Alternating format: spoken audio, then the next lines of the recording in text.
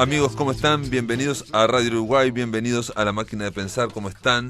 Espero que anden bien, espero que La Máquina de Pensar arranque ya mismo, son las 19:03, con Carolina de Cuadro en controles de emisión, ¿cómo andás, Caro? Y con Mati Rodríguez en la puesta a punto, aquí en los controles de La Máquina de Pensar. ¿Cómo le va, Rodríguez? ¿Anda bien? Bien. Ayer les cuento que estuvimos en un nuevo encuentro del Todos Somos Raros, realmente un encuentro extraño, raro, porque en vez de ser 2 escritores y quien les habla, éramos 5, más quien les habla y más Florencia Núñez, y se generó ahí una charla muy interesante en torno a la microficción, que la vamos a pasar la semana próxima, amigos, porque hoy en La Máquina vamos a estar todo el programa dedicado a la poesía. Primero y segundo bloque, y en el tercer bloque vamos a hablar con otra poeta, pero en este caso vamos a darle la bienvenida a Lilian Toledo. ¿Cómo andás, Lilian? Muy bien, ¿y tú? Lilian Toledo es poeta y ella es psicóloga social, aunque hay que decir... No, ¿no? Por favor. Operadora en psicología social, hay que decir. No nos introduzcamos en la discusión ya de cabeza. No toquemos ese tema. No, pero es operadora en psicología social. Bueno, digo yo, hay mucha gente que no conoce esa rama del conocimiento que se desarrolló en torno a los 80, 90, ¿no? Aquí en Uruguay, desde ¿no? Bueno, sí, en el Uruguay sí. Sí. Sí, hay una experiencia previa que fue previo a la dictadura y una recuperación con Alejandro Scherzer después. Uh-huh. Alejandro Scherzer. Lo sí. tuve docente, Alejandro Scherzer, bueno, en ciencia de la comunicación. Hubieron está en un libro que se llama Emergentes de una psicología social sumergida, uh-huh. Está la historia de los distintos intentos de acercar la mirada de la lectura de la realidad, de la concepción de salud y la concepción de enfermedad que sostiene Enrique Peyon-Rivière, ¿no? Uh-huh. De Peyon-Rivière, sí, que es argentino. Ahí está. Vino con un formato de escuelas para la formación de operadores, con una formación terciaria, en el 86, porque retornaron exiliados allí que fueron formados en Argentina en ese periodo, en los 70 y pico, ¿no? Bueno, vos como poeta, estoy diciendo ahora la contratapa, la solapa de Celebración de Lilith, es un libro editado allá en Argentina, es un libro de poemas de Lilian Toledo, y en la solapa decís, bueno, formadora como operadora en psicología social, militante política y social. Sí. Esa es la definición. Sí. Soy, seré, quien te diga. No sabemos, nunca digas nunca, no sabemos. Pero ¿no? tiene que ver con el contexto, ¿no? Sí, y con lo que el contexto demande. Pero imagínate, yo estuve en grupos de mujeres con las primeras reivindicaciones después de la dictadura respecto a los derechos de las mujeres, ya pasada la dictadura, ¿no? Y bueno, esa es una militancia social feminista. También he trabajado con comunidades vulnerabilizadas, no vulnerables, porque vulnerables somos todos. Y son vulnerabilizadas por las condiciones sociales, te digo, personas con diagnóstico psiquiátrico, personas en situación de cárcel, en fin. Entonces sí, uno anda entre las redes porque lo necesita, porque si no uno no es uno, o una no es una. No es una, pero en este caso, digamos, te viste, digamos, quisiste poner en tu bio en un libro de poesía, digamos. Eso sí. Está vinculado, porque digamos, en este caso no es un libro sobre, por ejemplo, teoría social o sobre psicología social o ensayo, por ejemplo, de pensamiento, ¿no? Quiero decir, antes que respondas esto, que sos autora de Escritos de la Cárcel del año 86, Retrato del Agua del 2001, Unicornios es el 2004. Esos son colectivos. Son colectivos y Área de Letras. Fueron libros colectivos. Y tuyos empezaste en el 2010 con Versos Transgresores. Cuando cumplí los 50, fue una manera de festejarlo. Doble Clic, una editorial Doble Clic, que no sé qué se hizo, pero esa editorial había editado muchísima cosa preciosa. Y literatura femenina sí, también, ¿no? Dos mujeres que tenían una editorial. Sí. Exacto, me acuerdo de Doble Clic. Divinas las dos. Sí, me acuerdo de ellas. Después, Palabras en Sediento Editorial 2012, de Cautiverio. Esto en Ruiz de Alosa, esto es en España. En Sevilla. En España, sí. Y en el 2016, Cántaros de Sombra, de Topía Editorial. ¿Dónde es eso? Topía también es Argentina. En realidad Topía me hizo la deferencia de editar el primer libro de poesía. Ellos son psicoanalistas, discípulos de Pichón. Es una editorial, tiene una revista digital y también editan libros. de psicoanálisis. Ujú, ujú. Y hay una línea con novelas y el mío, el Cántaros de Sombra, lo aceptaron como el primero de poesía. Todos estos libros que mencioné son de poesía también, ¿no? Todos son de Son poesía. de poesía. Sí, sí. Bueno, y entonces la pregunta era esta. Entonces, digamos, para un libro de poesía vos te definís como, bueno, operador en psicología social, como militante política y social. ¿Tiene que ver con lo que vamos a leer? ¿Cómo podrían no tener que ver? ¿Cómo haría yo para que no tuvieran que ver? Casi que te devuelvo la pregunta, pero esto no es un ping-pong.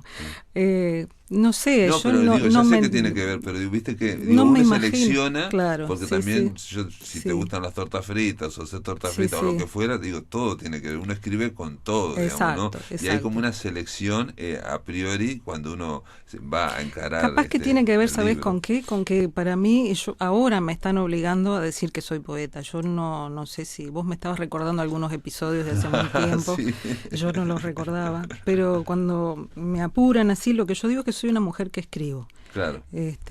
Porque además ser escritor o ser poeta son oficios que llevan muchísimo trabajo, muchísima Sí, formación. sí, no creo yo eso, pero bueno. Bueno, pero yo sí. Sí, no, pero te quiero decir que aunque llevaran y aunque fueran y aunque ocurriera así, Miguel de Unamuno, que se dedicó a la filosofía, al pensamiento, al ensayo toda su vida y escribió no sé cuántos libros, o sea, era un hombre de letras, aparte de ser un gran poeta también y ser novelista, bueno, o sea, es un hombre que directamente Inmenso, integralmente dedicado a la en su libro mayor termina diciendo esto mismo que acabas de decir vos: yo soy un hombre que escribe, no soy un escritor, claro. ¿no? O sea, la idea de poner, bueno, pues es una mujer que escribe. Él anteponía el tema del ser humano, Claro, ¿no? la existencia. Antes del rol, digamos, ¿no? Y sí. De última, yo creo eso, que el sentido de lo que escribo, si alguno tiene, es encontrarle el sentido a la vida que voy transitando, la mía y la de otros. No porque la mía sea excepcional, sino porque es una más y en tanto tal puede servir de referencia, de espejo, de resonancia, en ese sentido. Bueno, pero es como también como decía Machado, ¿no? Es con el que tenés más cerca, hablo con el que tengo más cerca. Que siempre ¿no? va conmigo, siempre claro. va conmigo, Sí, ¿no? sí. Que es uno mismo, ¿no? Sí. Y en el caso de Celebración de Lilith, obviamente esto tiene que ver con la figura mítica, mitológica, sí. que está en la Biblia. Bueno, no sé si está en la Biblia, que están los escritos la Biblia es un rejunte, ¿no? Una Sí, decisión sí, de articular es un montón de algunos libros. relatos, sí, en un determinado contexto histórico para generar una cierta comunidad. En los estudios escritos, relatos jasídicos estaba esta figura, entre otras, de esta mujer. Que es previa a Adán y previa a Eva, ¿no? Es previa a Eva, como construcción de relato. Se supone que es la hermana de Adán, en realidad. Es la hermana. Fueron eso no hechos sabía. con el mismo barro, en el mismo momento, por el mismo ser. O sea, no saldría de la costilla como Eva, sino saldría... En estos relatos que te digo, además aparece como la representación de la luna, de la sombra, de la oscuridad. En fin, han tenido muchas formas de representar lo femenino. Sí, claro, porque se convierte en vampiro en un momento, ¿no? Eso, en demonio, demonio. por haber mentado el nombre del innombrable, justamente, de Yahvé, ¿no? Y como castigo, voló para el Mar Rojo. Se convirtió en un demonio que se une a los hombres como un súcubo, Exacto. engendrando hijos, los lilim, con el semen de los que los varones derraman voluntariamente cuando están durmiendo por la polución nocturna. Mirá vos. Sí, no, tremendo. No, digo, y apareció, sabes que estuvo siempre, digamos, desde ese momento, es una figura que está dando vueltas, como súcubo, y cuando algunas representantes de los movimientos feministas, de las distintas corrientes teológicas, incluso una mujer rabino, empezó a investigarlo y empezó también a recuperarlo, digamos, hacia la construcción de otras identidades de lo femenino ligadas a la comprensión de esta lucha por la presencia en una situación de equidad.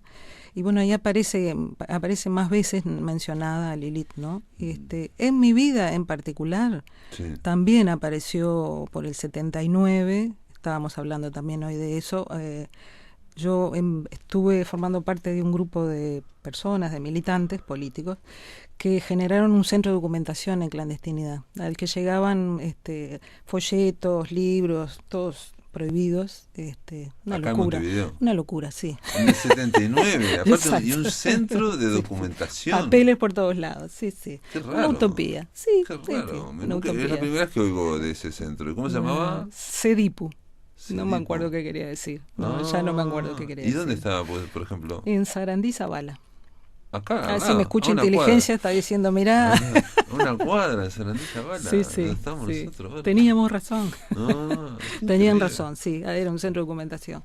Y ahí llegaban folletos de Bolivia, de Perú, Flora Tristán, que estaba haciendo sus primeros pasos con esta figura mítica, pues, en las primeras recuperaciones que yo te digo de la misma para, digamos, para el acervo de la reflexión de género y en especial la feminista. Claro.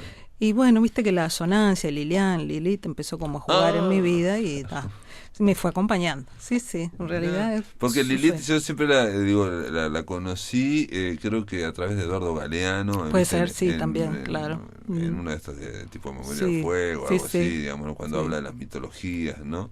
Y la ponía como precisamente la mujer que se revela, ¿no? Entonces por eso Sí. es Sí, sabes que en general la traducción y en parte el perfil del libro tiene eso, pero no solamente, y además te diría que lo terminé de aprender una vez que este libro empezó a circular y que la gente me va dando sus miradas, sus impactos, sus afectaciones.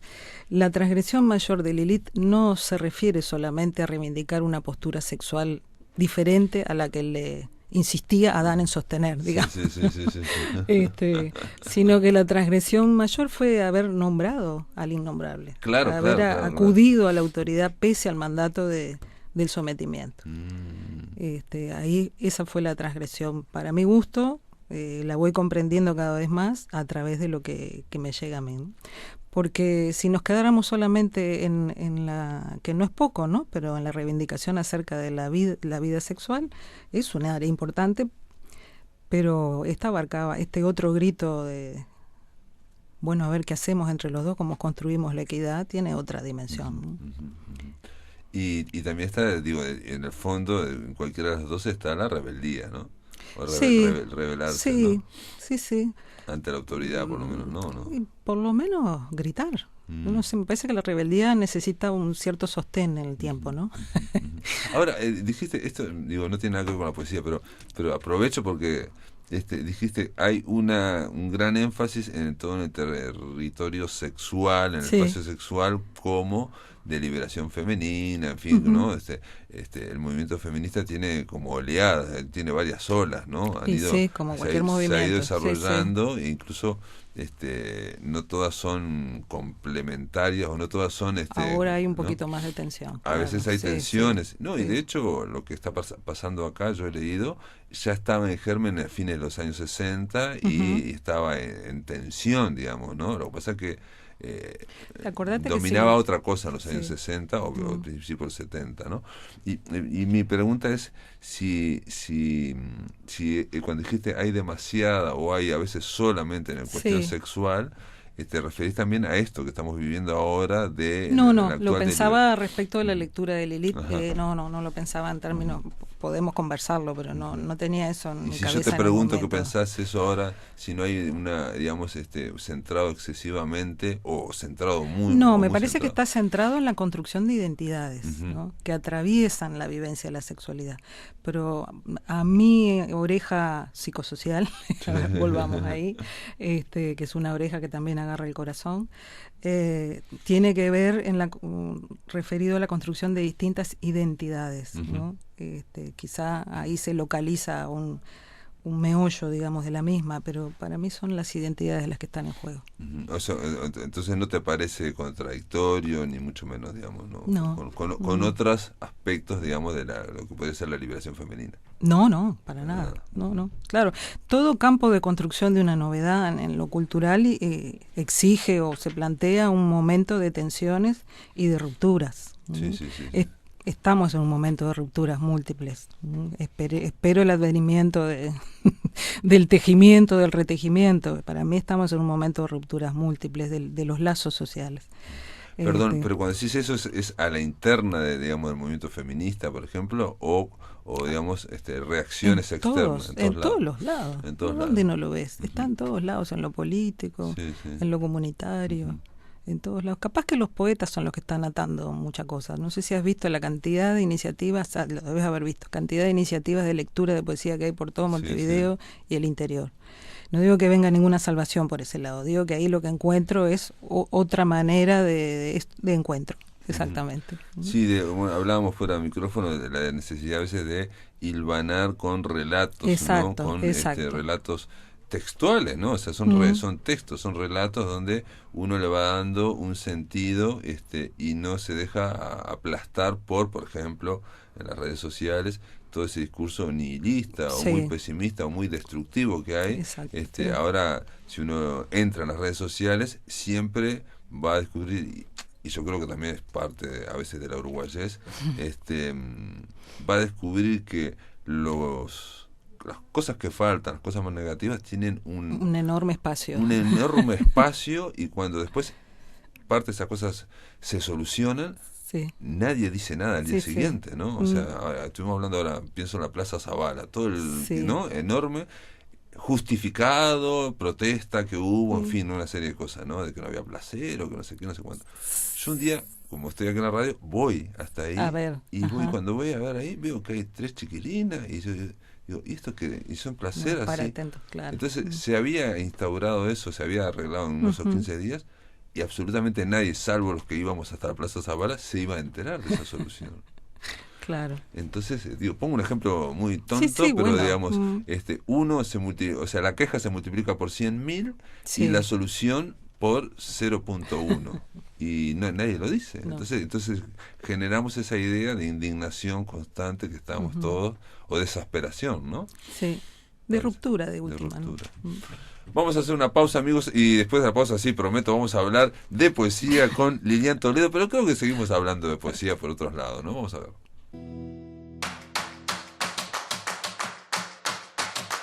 Tengo un imán contigo, no consigo despegarme. Tengo un imán contigo en la mañana y por la tarde.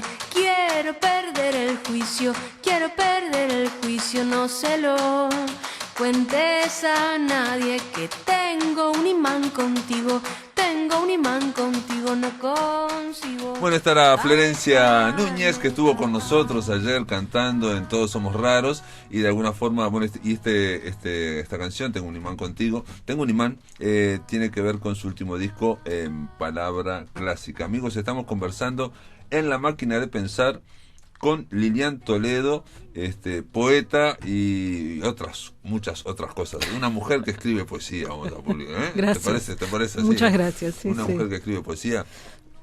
Y a veces le sale bien. Bueno, digamos, es como todo, digamos. ¿Vos sos muy autocrítica, muy perfeccionista? No. ¿Demoraste mucho tiempo? Porque en el año 86 publicaste ese libro, digamos, que son escritos de la cárcel, en fin, y que es una cuestión colectiva. Y demoraste hasta el 2010 para publicar tu Nunca pensé que fuera poeta. Tu propio libro de poesía. Sí. No.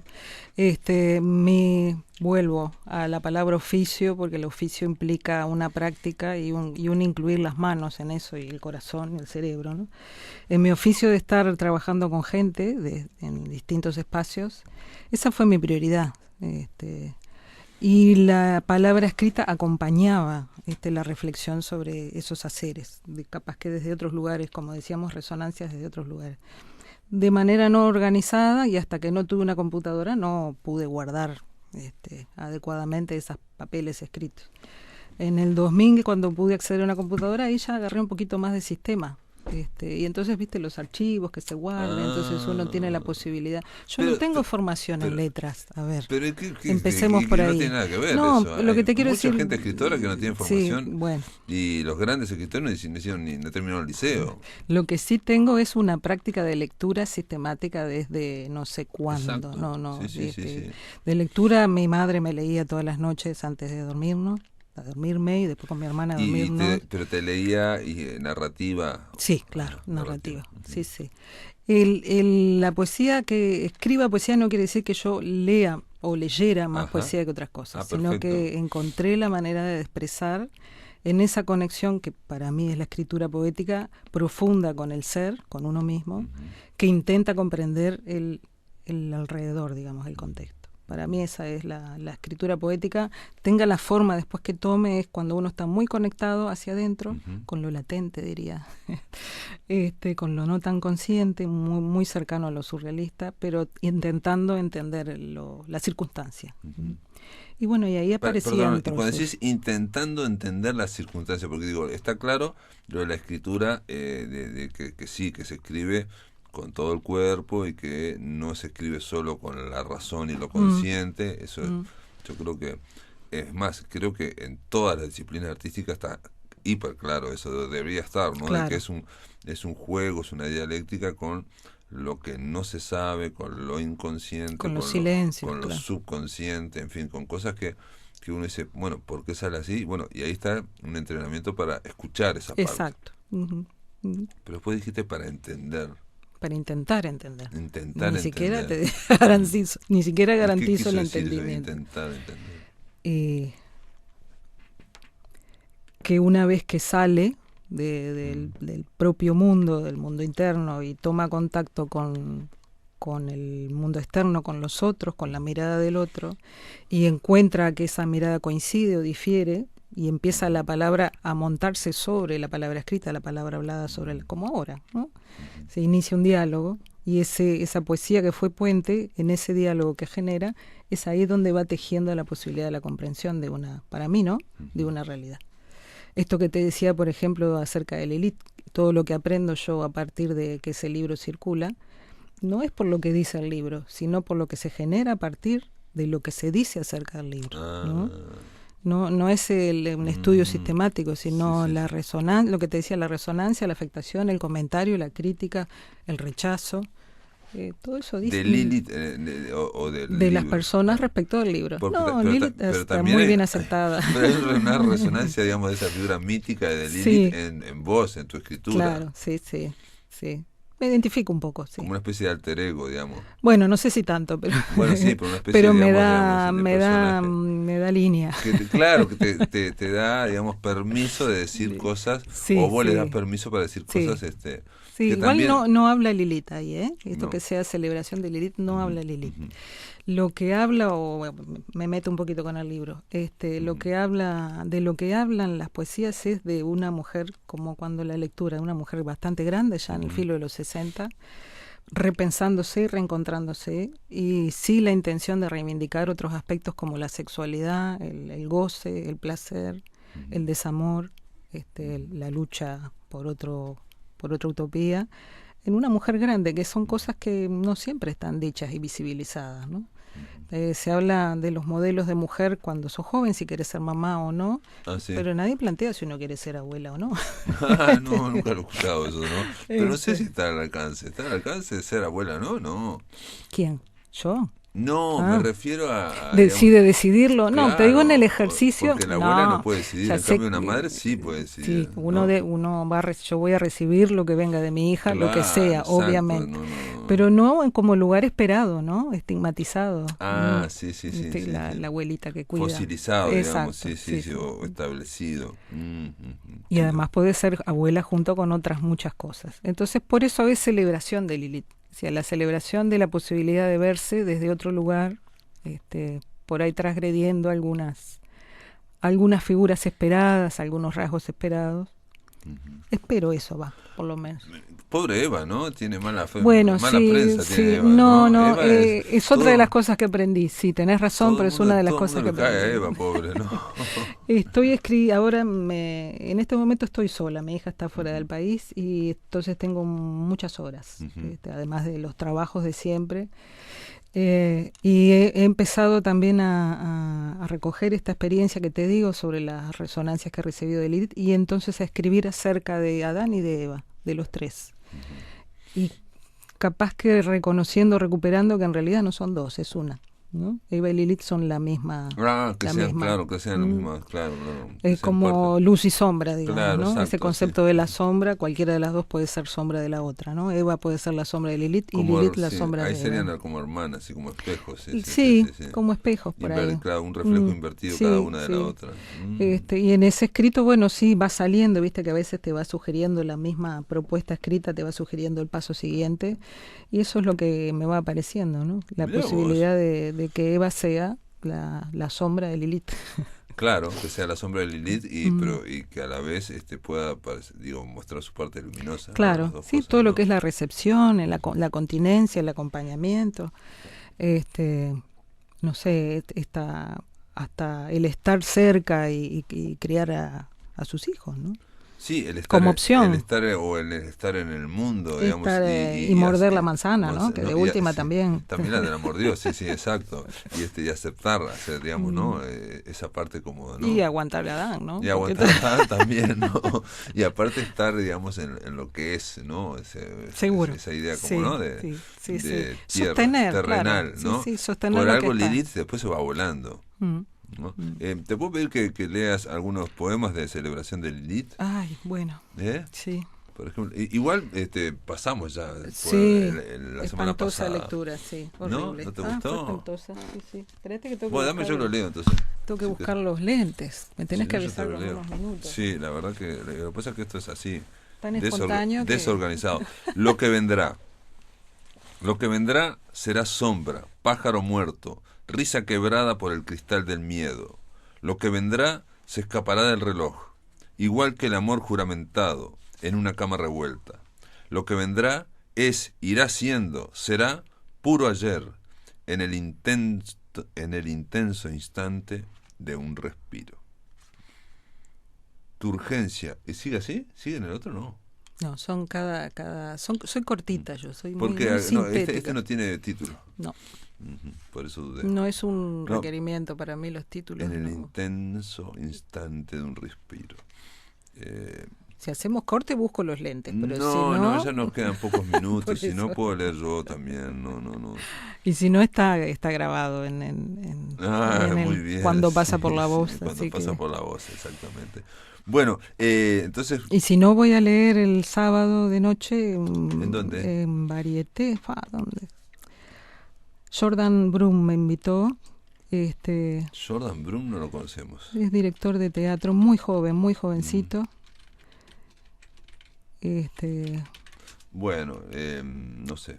Varieté se llama, pero no me acuerdo dónde queda. No me hago mucha promoción, pero voy a leer, sin duda. Quizás no lo imaginamos así, detalle por detalle, pero la bruma le ganó a la luz y fueron inútiles de pronto las ventanas. Ahí eso también está hablando de proyectos, ¿no? De utopías, ¿o no? De finales. Y de finales de utopía. Sobre todo de finales, ¿no? Porque sí. estamos en tiempos, más allá de lo que se diga, de transición. Sí. Se sabe que está terminando mucha cosa y no se sabe en hacia pleno dónde, proceso, ¿no? claro. Sí, y ese es lo que nos a veces... Sí, lo que decía Gramsci, ¿no? Donde lo nuevo no ha terminado de nacer y lo viejo todavía no terminó de morir. Sí, entre otras cosas, sí, o hay distintas, hay otra frase, ahora no me acuerdo si la dijo Hannah Arendt, ¿no? Que hablaba también de la angustia que genera la previa del amanecer, sí. ¿no? O sea, ¿no? El momento más angustioso. ¿no? Sí. El momento más angustioso es la cierto. previa del amanecer, ¿no? Hay que tolerarlo. Y eso explica un poco también la aceleración que estamos, ¿no? Puede todo ser. se va acelerando y por seguir con frases célebres y donde todo lo sólido se disuelve en el aire, ¿no? Porque muy cierto. Estamos en un momento en que todas las cosas firmes que parecen, ¿no? Se parecen disolverse, ¿no? Me río por la cantidad de frases que Sí, pero la bruma le ganó a la luz, dice tu verso, ¿no? Sí, por eso. No es muy augural, pero No muy augural, dice. Bueno, pero puede serlo. vamos a ver. Porque nadie dice que después de la bruma vaya a venir No se sabe, exclusivamente, claro, no por se eso, sabe. no se sabe. Vamos a ver. Yo una vez entrevisté a un escritor español que me dijo, Rafael Argullol, que dijo, yo le pregunté, bueno, acerca de estos tiempos, ¿no? Digo, le hemos preguntado varias veces.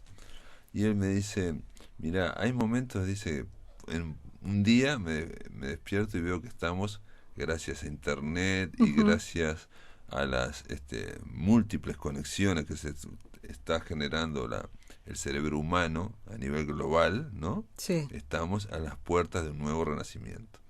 es una de las Y teorías dice, que hay. y otro día me despierto y nos veo morimos. las cosas que hay y veo que estamos como a las puertas de una nueva Edad Media, ¿no? O sea, con el oscurantismo, la Inquisición y con esas fuerzas represoras tan brutales, ¿no? Sí.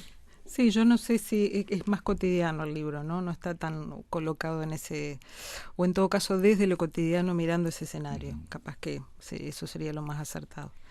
Pero por algo lo eligieron esos 4 Sí, versos para sí, ponerlo en la contratapa, claro, ¿no? sí, Los que sí. los leí, perdón, tenía que haber dicho, son los versos de la contratapa, o sea, es lo que quieren que hable el libro, ¿no? Por lo menos ¿no? estas dos gurisas que son Son las constitutivas, editoras, claro, y de son la las editorial, editoras, son las que muy hacen, jóvenes. las claro. que hacen la lectura del libro y Exacto. lo que transforman lo que es un montón de poemas en un libro, digamos. Ese es el trabajo editorial Sí, de sí. una editora.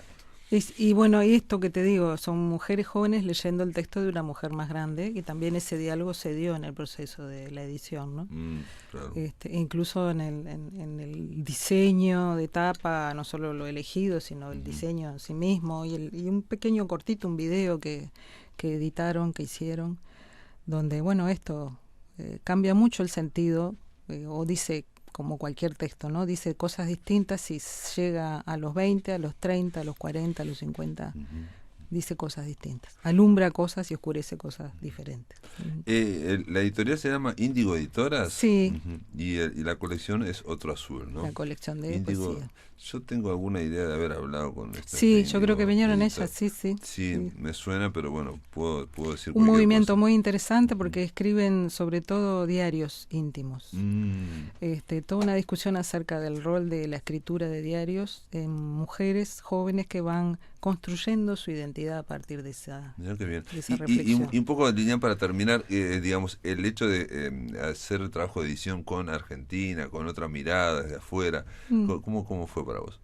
Un diálogo intenso. No solo que sea Pero argentino. lindo. Sí, claro. Muy sí, lindo sí, de haber sí, sido, sí, ¿no? sí. No solo que sea de otra orilla, sino, ya te digo, de otra generación. También me ayudó a reubicarme en múltiples identidades, ¿no? De un lado y otro del río, como madre, como mujer que escribe, como poeta, como, en fin, como militante. Muchas identidades, volviendo a algunos de los temas de hoy, estuvieron en juego en la edición de ese libro. Que fue facilísimo, ¿eh? Mirá que no hubo... Fue fluida. Sí, fue sí, fluida, no en hubo realidad, tensiones de no. oposición, sino de simplemente de venir de un producto que, bueno, salió para bien de todas. No, pero aparte es lo que cualquier escritor quiere, que haya una lectura atenta, que significa eso, Sí, ¿no? O sea, sí. discernir, Y respetuosa, y reordenar y una serie de cosas. Sí, sí. Bueno, muy bien, Lilian Toledo, una mujer que escribe. Gracias por estar en La Máquina de Pensar. A usted, muchísimas gracias por invitarme. Después de la pausa, amigos, continuamos aquí en La Máquina de Pensar. Amigos, ahora lo prometido es deuda. Dijimos que este programa iba a estar hoy dedicado a la poesía. Estuvimos con la poeta Lilian Toledo y ahora le toca el turno a la poeta Lucía del Bene. Ustedes lo saben, en Cuando pasa por la voz es nuestra sección para que los autores, generalmente poetas, lean poemas, textos de su autoría. En este caso, Lucía del Bene, quiero decirles que es profesora de literatura, licenciada en filología hispánica, bueno, es una poeta y aparte integra el sello editorial La Coqueta Ediciones junto con María Laura Pintos Nobles. Bueno, vamos a escuchar a Lucía del Bene leyendo alguna de sus poesías. Confección de la tela maga. Yo fui la fiel, paciente tejedora, hilando rítmica, amorosa rosa, la flor cambiando en agitado fuego, la llama en la pasión, en el tormento, y al juicio a mi dolor en mi destino. Amanda Berenguer. Mirá cómo pasa el bosque tras el ojo de esta aguja, en un hilo de voz. La hilera de los días en colas reales por las tardes enhebran con las uñas. Hilvanan tapicería con el vértigo de venir a trenzar figuraciones desde el revés de lo pleno. Su ahora viento que chifla el ojal sonoro de la oreja y sopla el silabeo de la charla, la baba de su fantasma y el habla de los muertos. ¿Quién susurra de la nada volviendo la mantarrica asonantada? Fruncen a la noche en puntadas que son astros, urdimbre lo intangible si se miran ciertas cosas. Regreso a la arada en los bueyes del origen, alef inefable en el retorno de la tropa. El juego del alfabeto, tablillas de los ancestros, arrojan al cazador en la joya del deseo. Que sea anuncio del silencio, quieren escuchar al tambor, porque en el cielo las aldabas, selladas por inscripciones, al fuego han sometido en la lengua que modela. De estos árboles en guaraní el cuerpo sepulto da sus frutos. En las islas de los ombulos, lagartos apolíneos, bajo la copa de la aruera conjuraban maleficios. Buenos días, doña Aruera, había que decir, para no morir de picaduras, porque tus nombres no han perecido y la tierra es un signo de culpa. Memoria, topografía, libro del exterminio, corazón que habla, churrinche que canta a la tierra purpúrea. Las aves en el bañado con pecheras de azafrán traen el banquete de la tarde cuerpo emplumado para envainar el horizonte de los humedales. Las lagunas van llamando con su ronca voz de grillos. Una estrella arde sola en el friso del pentagrama. Sopla el cuerno natural de aquello que no ha venido. En el horizonte de los tiempos el cielo fuga en sus espiras. Las parejas son trenzas, son nudos de encordados. En la noche de los templos el óleo sahuma los sexos, mientras el ave azul, laminada en una esquina, trae un cielo de resguardo en el rato del amor y al sol personificando a una muchacha rubia, con el chala revolando en limusín de primavera, un corso en carnaval de niños abrillantados, alegóricos por vendaval, flotando sin pies en ráfagas, a precipicios florando sus cabelleras rizadas. Las viejas ovillan lana en las hebras del invierno, en un bosque de cuentos de hadas, eslavo de mi infancia. Vellones y mandatos, oficios de labriegos, que como un horno rural leva la esquila a los cardos, la música de la tijera iba hasta sus dedos nudosos cueros de la memoria, que antes fueron lanzaderas hilando óbitos nacimientos. Joaquín, María, Clarita, en las estacas de la fatalidad uncen a sus hilitos.